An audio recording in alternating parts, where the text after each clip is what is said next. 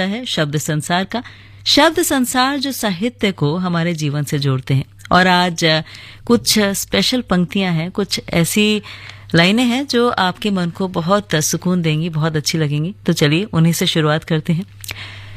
आओ फिर से दिए जलाएं, आओ फिर से दिए जलाएं, भरी दोपहरी में अंधियारा, सूरज परछाई से हारा, अंतरतम का नेह निचोड़ें, बुझी हुई बातें सुलगाएं, आओ फिर से दिए जलाएं।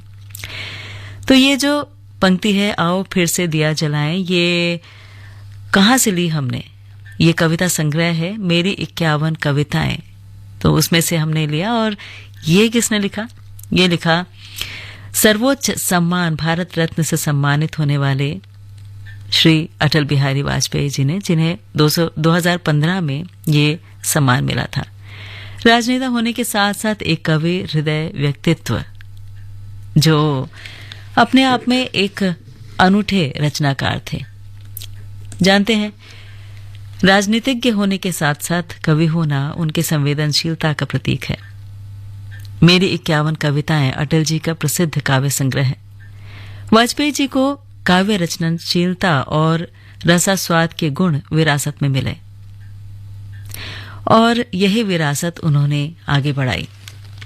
तो आज जिसे हम सुशासन दिवस के रूप में भी मना रहे हैं, हमारी ओर से उन्हें शत शत नमन, श्रद्धांजलि। और इसीलिए शब्द संसार में ये प्रथम गीत उन्हीं को याद करते हुए। मैं पल दो पल का शायर हूँ, पल दो पल मेरी कहानी है, पल दो पल मेरी हस्ती है, पल दो पल मेरी जवानी है। मैं पल दो पल का शायर हूँ, पल दो पल मेरी कहानी है, पल दो पल मेरी हस्ती है, पल दो पल मेरी जवानी है। मैं पल दो पल का शायर हूँ।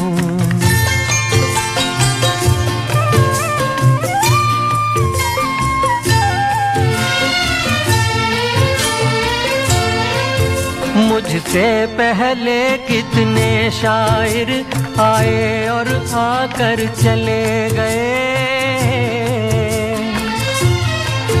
कुछ आहें भर कर लौट गए, कुछ नगमे गा कर चले गए। वो भी एक पल का किस्सा थे, मैं भी एक पल का किस्सा हूँ, कल तुमसे जुदा हो जाऊंगा, वो आज तुम्हारा हिस्सा हूँ।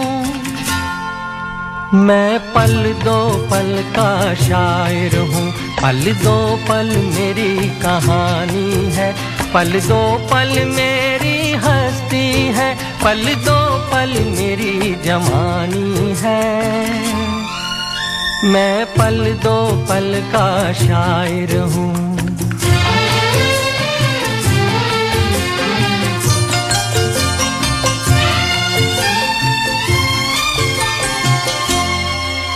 कल और आएंगे नगमों की खिलती कलियां चुनने वाले, मुझसे बेहतर कहने वाले, तुमसे बेहतर सुनने वाले।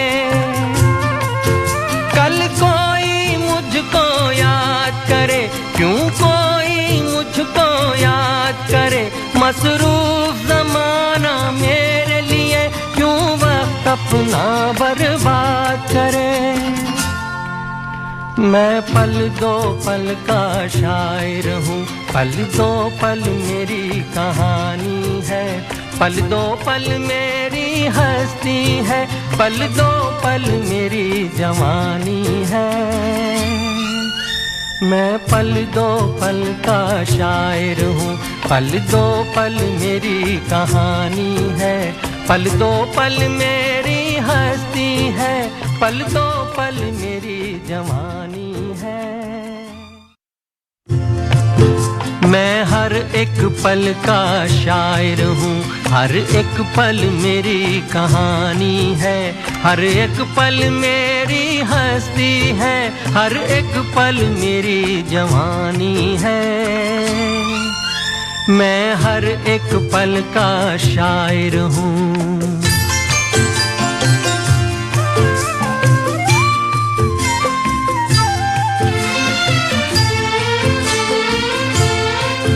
रिश्तों का रूप बदलता है, बुनियादें खत्म नहीं होती,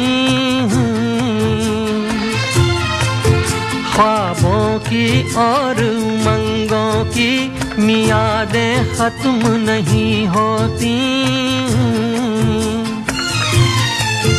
एक फूल में तेरा रूप बसा, एक फूल में मेरी जवानी है, एक चेहरा तेरी निशानी है, एक चेहरा मेरी निशानी है।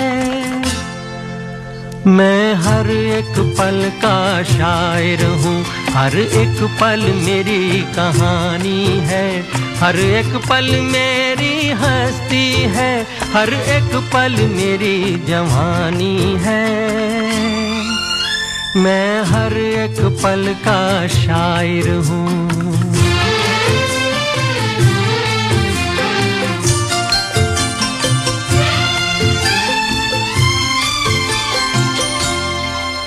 तुझको मुझको जीवन अमृत अब इन हाथों से पीना है, इनकी धड़कन में बसना है, इनके सांसों में जीना है। तू अपनी अदाएं बख्श इन्हें, मैं अपनी वफाएं देता हूँ, जो अपने लिए सोची थी कभी वो सारी दुआएं देता हूँ। मैं हर एक पल का शायर हूँ, हर एक पल मेरी कहानी है, हर एक पल मेरी हस्ती है, हर एक पल मेरी जवानी है। मैं हर एक पल का शायर हूँ, हर एक पल मेरी कहानी है, हर एक पल मेरी हस्ती है, हर एक पल मेरी जवानी है। मैं हर एक पल का शायर हूँ। अपने श्रोताओं के लिए आकाशवाणी लाया है आकाशवाणी संवाद, जिसके माध्यम से आप अपनी प्रतिक्रिया देने के लिए हमें 8700014411 पर व्हाट्सएप कर सकते हैं। इसके जरिए आप श्री रामचरितमानस गान, तस्वीर, किसान की बात, सुर्खियों में, स्पॉटलाइट, पब्लिक स्पीक लाइव जैसे महत्वपूर्ण कार्यक्रमों पर अपने सुझाव और प्रतिक्रियाएं हमें हिंदी और अंग्रेजी किसी भी भाषा में हमारे व्हाट्सएप नंबर 8700014411 पर दे सकते हैं। तो अपनी राय साझा करने के लिए आज ही दिए गए नंबर पर मैसेज करें।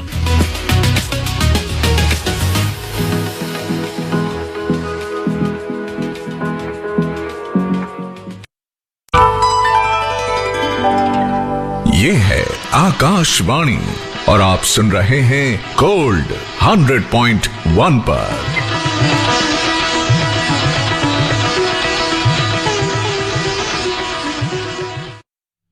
10:19 और ठीक 15 सेकंड आकाशवाणी दिल्ली का गोल्ड चैनल, जिसे आप सुन रहे हैं 100.1 मेगाहर्ट्ज पर। और अब बात करते हैं डॉक्टर धर्मवीर भारती की। आधुनिक हिंदी साहित्य के प्रमुख लेखक, कवि, नाटककार और सामाजिक विचारक। उन्हें 1972 में पद्मश्री से सम्मानित किया गया। उनका उपन्यास गुनाहों का देवता हिंदी साहित्य के इतिहास में सदाबहार माना जाता है। तो लेखन और पत्रकारिता की अगर बात करें तो उन्होंने काम शुरू किया था संगम के साथ, और वहीं पर पत्रकारिता के गुर भी सीखे। उसके बाद बहुत सारी कहानियां लिखी। मुर्दों का गांव, स्वर्ग और पृथ्वी, ये उनके कहानी संग्रह छपे। और छात्र जीवन की बात करते हैं तो भारती जी पर शरद चंद्र चट्टोपाध्याय जयशंकर प्रसाद और ऑस्कर वाइल्ड का बहुत प्रभाव था और उसी प्रभाव के तहत उन्होंने अपना कर्मक्षेत्र लेखक और कविता दोनों को बनाया। लेखन में हमने बात की गुनाहों का देवता की, सूरज का सातवां घोड़ा की, अंधायुग की। तो जो विषय रहा, जो कार्यक्षेत्र रहा, उसमें गद्य, पद्य, नाटक और उपन्यास सभी शामिल रहे। इस तरह उनकी बहुत सारी अलग अलग उपलब्धियां हैं, बहुत सारी कविताएं हैं, जैसे ठंडा लोहा है, 7 गीत वर्ष है, कानुप्रिया है, सपना अभी भी या आद्यंत है। अगर पद्य नाटक की बात करते हैं तो अंधायुग, कहानी संग्रह की बात करते हैं तो चांद और टूटे हुए लोग, बंद गली का आखिरी मकान, सांस की कलम से। रेखा चित्र की बात करें तो कुछ चेहरे कुछ चिंतन, संस्मरण, शब्दिता। एकांकी नाटक नदी प्यासी थी, आलोचना, प्रगतिवाद, एक समीक्षा, मानव मूल्य और साहित्य। और निबंध की अगर हम बात करते हैं तो ठेले पर हिमालय, कहनी, अनकहनी, पश्यंती, साहित्य, विचार और स्मृति।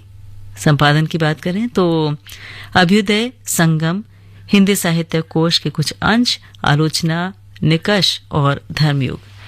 तो इस तरह से उनकी यात्रा बहुत महत्वपूर्ण रही, बहुत लोगों के जीवन में प्रभाव डालती रही और साहित्य में उनका योगदान हमेशा याद रहने वाला हो गया।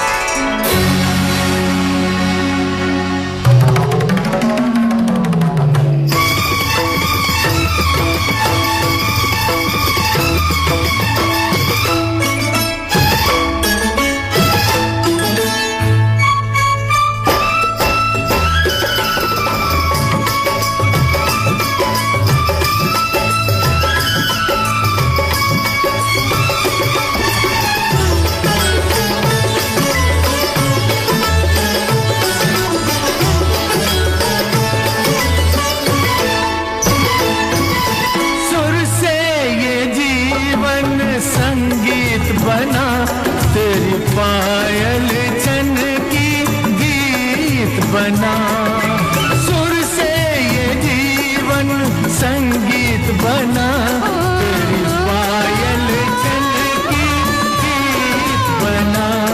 छम छम छम घुंघरू गाते हैं, छम छम छम घुंघरू गाते हैं। आओ आओ आओ तुम्हें हम पहनाते हैं गीत पिरो के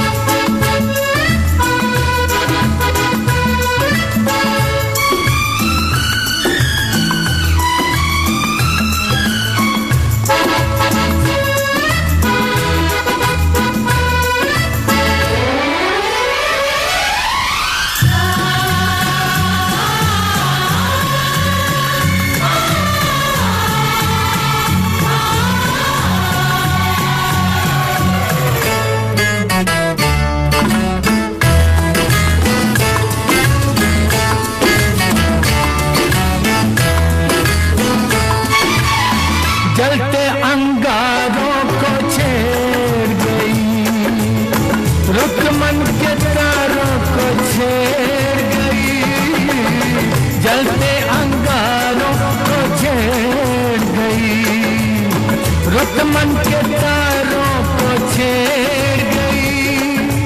मन में दीप जले सरगम से, मन में दीप जले सरगम से, सात सुरों के इस संगम से, ये सपनों के फूल खिले संसार में, आशाओं के सावन में, उमंगों की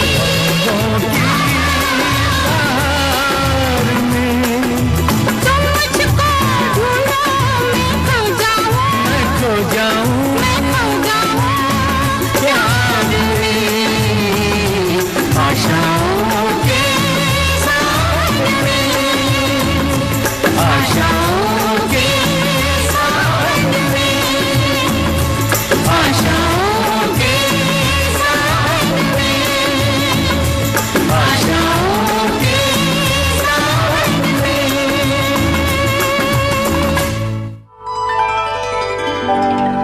ये है आकाशवाणी और आप सुन रहे हैं गोल्ड 100.1 पर।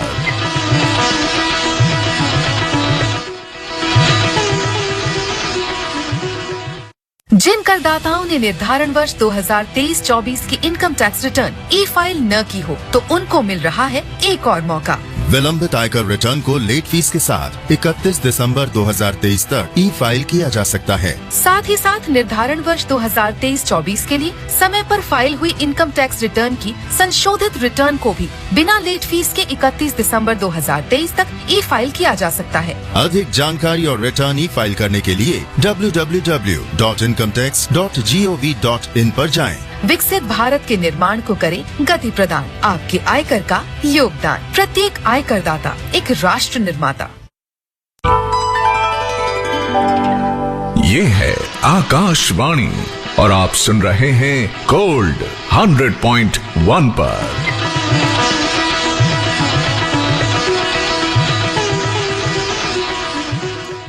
10:28 और ठीक 41 सेकंड। आकाशवाणी दिल्ली का गोल्ड चैनल 100.1 मेगाहर्ट्ज पर आप सुन रहे हैं शब्द संसार। और शब्द संसार में बात साहित्य की। वैसे देखा जाए तो साहित्य किसी भी भाषा में हो, कैसा भी हो, लेकिन कहीं ना कहीं हमारे मन को छूता है। और बात जब संस्कृत भाषा की हो, जो आजकल कहीं ना कहीं हमारे जीवन से लुप्त होती जा रही है, दूर होती जा रही है, इतनी दूर कि हम अपने बच्चों को भी बहुत सारी अलग अलग लैंग्वेजेस सिखाना चाहते हैं, लेकिन संस्कृत का ऑप्शन जब मिलता है, विकल्प मिलता है, तो हम उन्हें संस्कृत दिलाते नहीं है ये सोच के कि आगे ये कहाँ काम आने वाली है।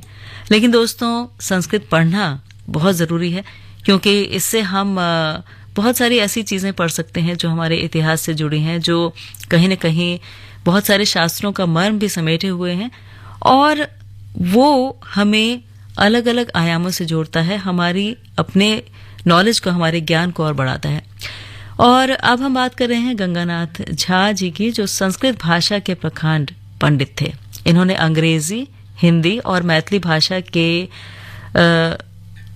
के इस्तेमाल से दार्शनिक विषयों पर अलग अलग उच्च कोटि के मौलिक ग्रंथों की रचना की, और इन्होंने संस्कृत को एक अलग तरीके से प्रस्तुत किया।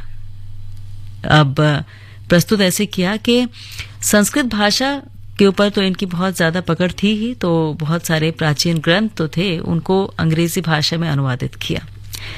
और ये जो अवसर था, ये हमें एक अवसर देता है कि हम उन्हें पढ़ सकें, लेकिन अगर उसे मूल रूप में भी पढ़ा जाए तो बहुत अच्छा होगा।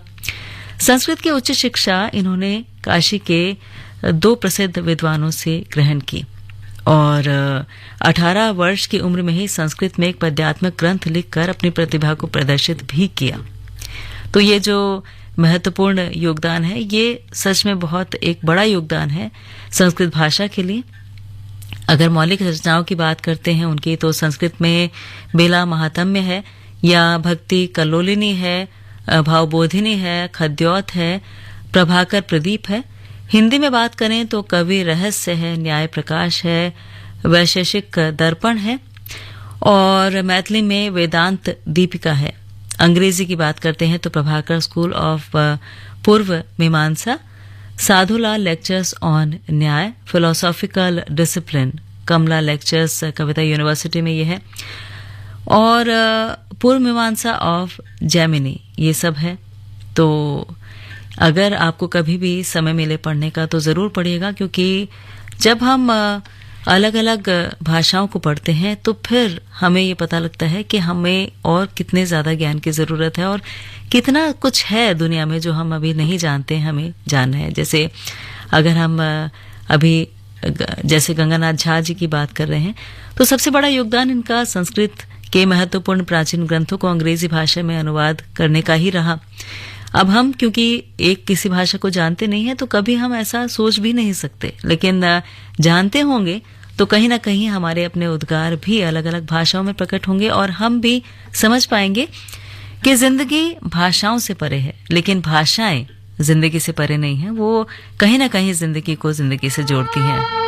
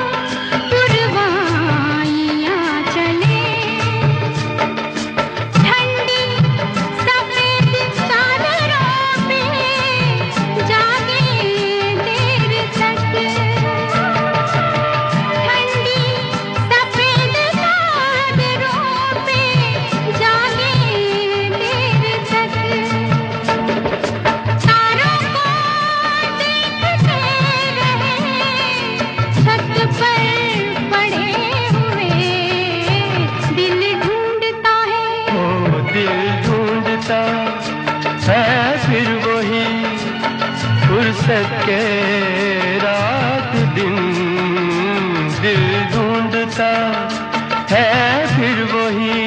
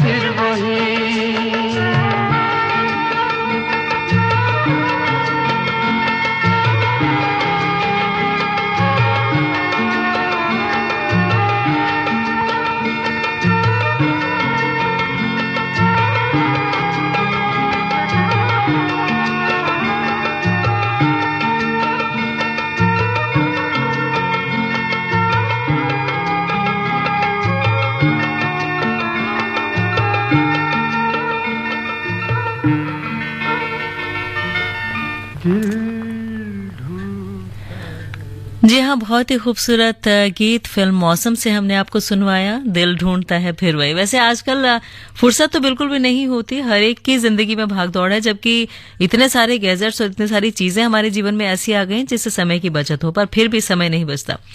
पर अगर समय बचे तो गुलजार साहब की एक बहुत खूबसूरत किताब आई है जो उनके विस्थापन, संघर्ष और सफलता का साक्षात्कार है। इसे लिखा है यतेंद्र मिश्र ने।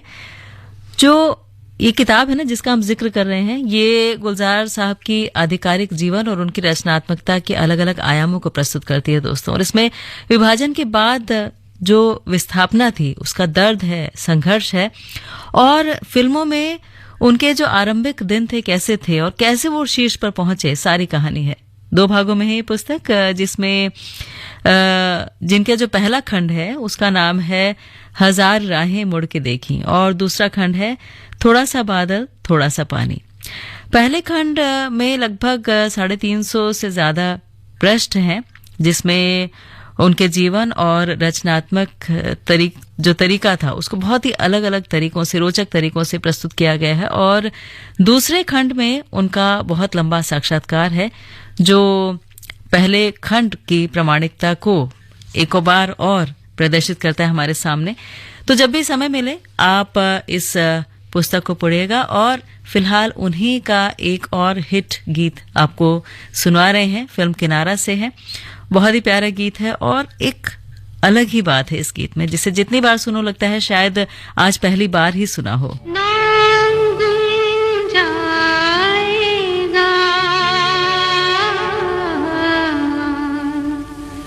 चेहरा ये बदल जाएगा, मेरी आवाज़ ही पहचान है।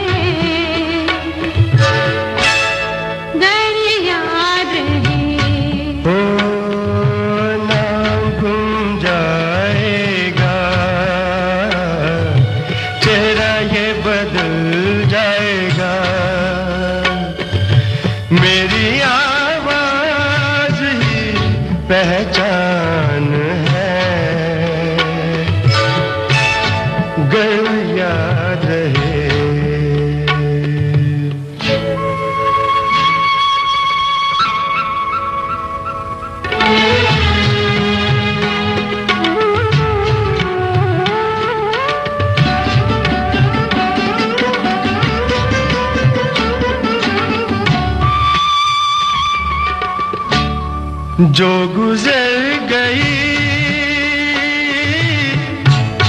कल की बात थी हो, उम्र तो नहीं एक रात थी, रात का फिर मिले कहीं, मेरी आवाज ही पहचान है, गर याद रहे तो नाम गुम जाएगा, चेहरा ये बदल जाएगा, मेरी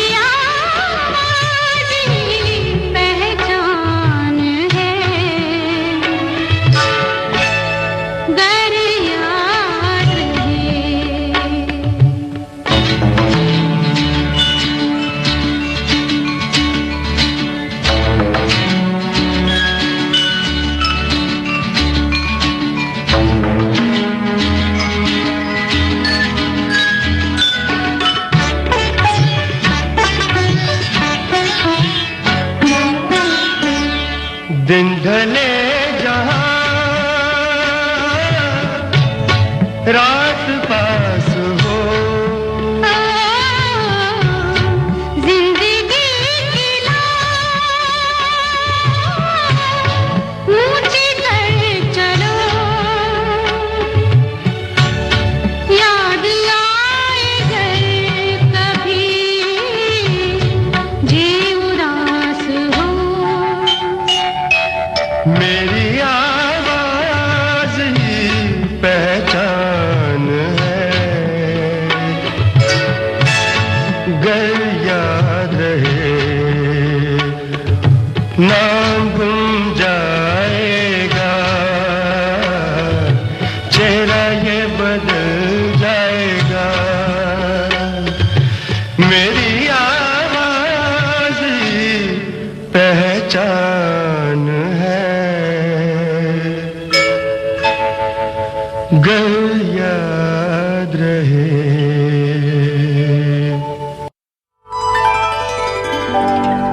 ये है आकाशवाणी और आप सुन रहे हैं गोल्ड 100.1 पर।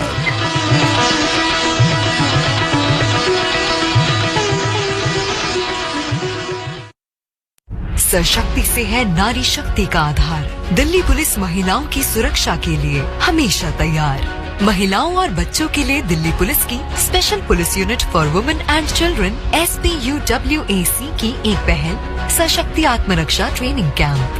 इस ट्रेनिंग कैंप के अंतर्गत हर वर्ग की महिलाएं www.spUWAC.in पर जाकर अपनी सुविधा अनुसार समय व स्थान का चुनाव कर रजिस्ट्रेशन करा सकती हैं, क्योंकि दिल्ली पुलिस की ओर से यह सुविधा साल भर और निःशुल्क है। तो देर किस बात की, आज ही अपना रजिस्ट्रेशन कराएं। दिल्ली पुलिस द्वारा जनहित में जारी।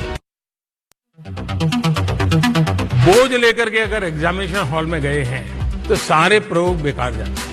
आत्मविश्वास लेकर के जाना है। परीक्षा यानी रिजल्ट, एडमिशन, करियर और सक्सेस का प्रेशर। इस स्ट्रेस को मैनेज करने क्यों न ले प्रधानमंत्री नरेंद्र मोदी जी से मोटिवेशन। विवेकानंद स्कूल की खुशी जैन आपसे प्रश्न पूछना चाहती हैं। ये अच्छी बात है, खुशी से शुरू हो रहा है और हम भी चाहते हैं कि परीक्षा पूरी होने तक खुशी ही खुशी रहे। हर साल की तरह इस साल भी प्रधानमंत्री जी करेंगे विद्यार्थियों से सीधा संवाद और बढ़ाएंगे एग्जाम वॉरियर का हौसला। परीक्षा पे चर्चा 2024। कार्यक्रम में भाग लेने के लिए इच्छुक छात्र, अभिभावक और शिक्षक आधिकारिक वेबसाइट mygov.in पोर्टल पर अपना रजिस्ट्रेशन ऑनलाइन करा सकते हैं। एप्लीकेशन प्रोसेस 12 जनवरी 2024 तक एक्टिव रहेगा। ये है आकाशवाणी और आप सुन रहे हैं गोल्ड 100.1 पर।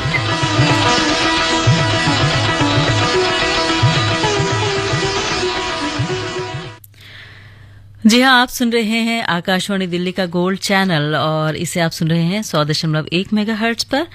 और फिलहाल शब्द संसार में एक और किताब जिसका जिक्र किए बिना हम नहीं रह सकते, ये किताब जो सैन्य जीवन के बारे में है। ये किताब जो एक ऐसे जीवन के बारे में है, एक ऐसी महत्वपूर्ण पड़ाव के बारे में है जो हमें जानना जरूरी है। जी हाँ, हम बात कर रहे हैं जनरल रावत की, जो भारत के पहले चीफ ऑफ डिफेंस स्टाफ यानी तीनों सेनाओं के प्रमुख रहे। इसका दायित्व उन्होंने संभाला और प्रखरता और तेजस्विता के साथ नेतृत्व भी किया। उन्होंने भारतीय सेना में सुधारों के अलावा मेक इन इंडिया पर खासा जोर दिया। डीआरडीओ और सेना के बीच के अंतर्विरोधों को दूर करके उन्होंने देसी सैन्य साजो सामान के उत्पादन की दिशा में उल्लेखनीय कार्य किया। अपने सैन्य प्रमुख के कार्यकाल में उन्होंने सुरक्षा बलों के साथ साथ सुरक्षा तंत्र के आधुनिकीकरण की दिशा में बहुत बड़ा योगदान दिया। दोस्तों, हेलीकॉप्टर दुर्घटना से उनकी आकस्मिक मृत्यु हुई, निधन हुआ, वो हमारे बीच नहीं रहे। लेकिन ऐसे चीफ ऑफ डिफेंस स्टाफ के पराक्रम और प्रेरक जीवन की गाथा को मंजीत नेगी ने कलमबद्ध किया और इसी पुस्तक में सैन्य जीवन के अलावा उनकी जिंदगी के महत्वपूर्ण पड़ावों को भी बहुत रोचक तरीके से रेखांकित किया। तो आप जरूर पढ़िएगा ये किताब महायोद्धा। तो इस किताब महायोद्धा की महागाथा जो ये किताब है, इसे आप पढ़ेंगे तो आप समझ पाएंगे कि हम जो चैन की सांस ले पाते हैं, हम जो एक अच्छा जीवन जी रहे हैं, वो किस वजह से है। कैसे हमारे जो सेना है, हमारा जो पूरा का पूरा डिफेंस सिस्टम है, वो कितना काम करता है, कितना कुछ करता है और अपने जीवन का योगदान भी दे देता है दोस्तों। और वो योगदान हमारे लिए कितना महत्वपूर्ण है, इसलिए उन्हें शत शत नमन। और इस पुस्तक को पढ़कर भी आप उन्हें सच्ची श्रद्धांजलि दे पाएंगे।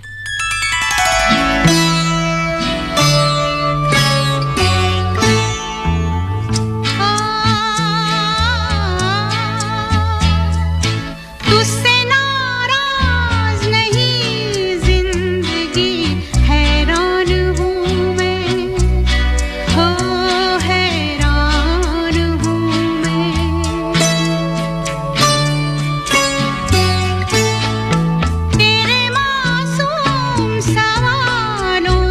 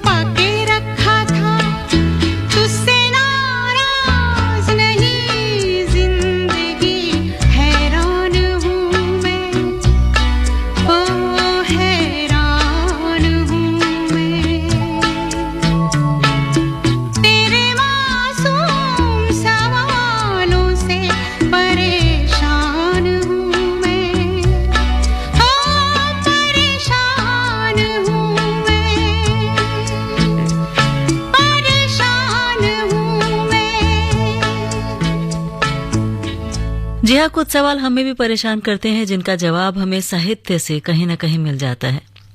अब ऐसा ही साहित्य में योगदान जिनका रहा, उनका नाम था गोसाई दत्त। गोसाई दत्त सलेटी छतों की पहाड़ी वाले घर पे रहने वाले, जिनके आंगन के सामने आड़ू, खुबानी के पेड़, पक्षियों का कलरव और बांज और चीड़ के पेड़ की बयार दूर दूर तक ये फैली थी। वो गोसाई दत्त जो दादी से कहानियां सुनते थे और शाम की आरती की स्वर लहरियां, और इसी ने उन्हें बचपन से ही कवि हृदय बना दिया। प्रकृति से इतना प्यार कि उसे ही मां मान लिया और उसी के सौंदर्य को शब्दों के माध्यम से कागज पर उकेरने लगे। जानते हैं कौन? जी हाँ, हम बात कर रहे हैं सुमित्रा नंदन पंत जी की, और ये उनके बचपन का नाम था। हिंदी साहित्य में छायावादी युग के 4 स्तंभों में से एक ऐसे साहित्यकार जिनका प्रकृति चित्रण समकालीन कवियों में सबसे बेहतरीन था।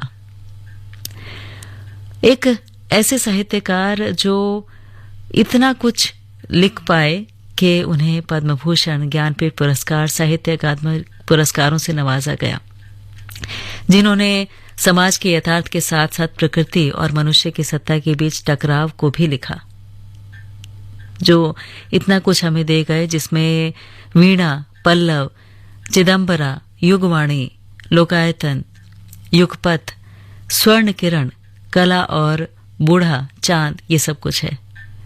जिन्होंने बहुत से गीत लिखे, कविताएं लिखी, और यही सब कुछ ऐसा जो अमर हो गया और ऐसा जो हमें प्रकृति से जोड़ गया। इसीलिए दोस्तों, जब हम प्रकृति की बात करते हैं तो उनका नाम अपने आप मुंह पर आ जाता है, और उसी प्रकृति से प्यार करना उन्होंने हमें सिखाया, और उसी प्यार को हमें अपने अंदर भी जीवित रखना है, क्योंकि उनकी अंतर्दृष्टि, उनकी संवेदनशीलता प्रकृति के हर पक्ष को बहुत गहराई से, विविधता से प्रस्तुत करती रही, ताकि हम कहीं न कहीं जुड़ सकें उसी प्रकृति से। तो अगर आप भी प्रकृति प्रेमी हैं तो जरूर उनकी लिखी कविताएं पढ़िएगा, और अगर नहीं है तो ये जानने के लिए कि प्रकृति से प्रेम करना कितना जरूरी है, आप जरूर पढ़िएगा।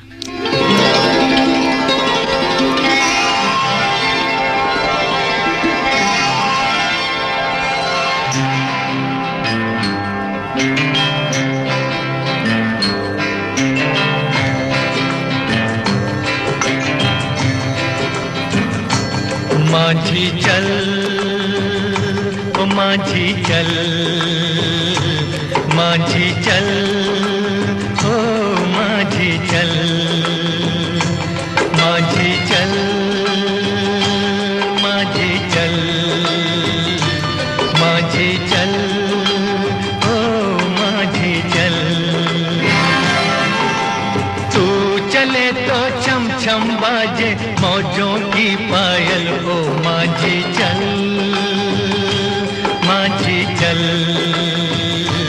माझी चल, ओ माझी चल।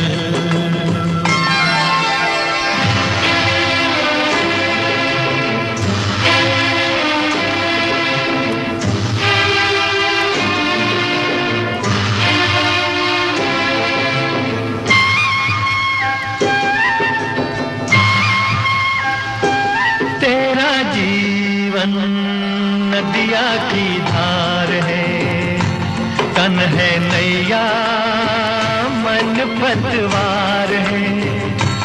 तेरा जीवन नदिया की धार है, तन है नैया, मन पतवार है। सुन माझी मौजों की पुकार है, थाम ले तू